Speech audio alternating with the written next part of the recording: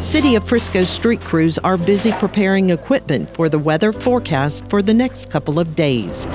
Wednesday morning, crews were loading 7 sanders onto trucks. We're gonna sand bridges, hills, and any major intersections throughout the whole city. Crews will also sand in front of fire stations, working to pave a safe way for first responders to answer calls for help.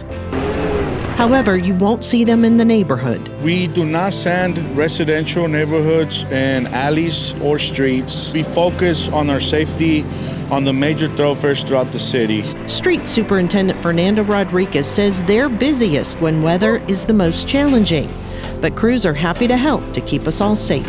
That's when all of our guys are all hands on deck, whatever the call is, and we try to take care of it for our residents, for everybody to be safe. For more information and weather tips, go to friscotexas.gov/weather.